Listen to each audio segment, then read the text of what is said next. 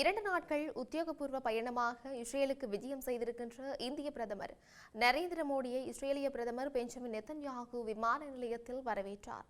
9 வருடங்களுக்கு பின்னர் இஸ்ரேலுக்கு விஜயம் செய்திருக்கின்ற இந்திய பிரதமருக்கு செங்கம்பள வரவேற்பு அளிக்கப்பட்டது. அத்தோடு நேற்று மாலை இஸ்ரேலிய பாராளுமன்றத்தில் இந்திய பிரதமர் உரையாற்றுவதற்கான ஏற்பாடுகளும் மேற்கொள்ளப்பட்டும் இருந்தன. மத்திய கிழக்கு நாடுகளுடனான தனது அரசாங்கத்தின் பரந்த ராஜதந்திர நலன்களை சமநிலைப்படுத்தும் அதே வேளையில் ஒரு முக்கிய வர்த்தக மற்றும் பாதுகாப்பு நண்பருடன் உறவுகளை ஆழப்படுத்தும் நோக்கில் இந்த விஜயம் இடம்பெற்றிருக்கிறதாக அதிகாரிகள் தெரிவித்தும் இருக்கின்றார்கள்.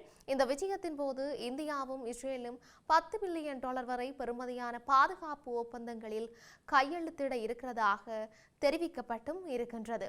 அத்தோடு ஏவுகணைகள், ட்ரோன்கள் மற்றும் செயற்கை நுண்ணறிவு தொடர்பான ஒப்பந்தங்களுடன் இராணுவ உறவுகளை வலுப்படுத்தும் இணக்கப்பாடுகளும் எட்டப்பட இருக்கின்றன என்றும் இந்த விஜயத்தின் ஊடாக பாதுகாப்பு, விவசாயம், தொழில்நுட்பம் மற்றும் சைபர் பாதுகாப்பு துறைகளில் இஸ்ரேலுடனான ஒத்துழைப்பை இந்தியா சீராக விரிவுபடுத்த இருக்கின்றது.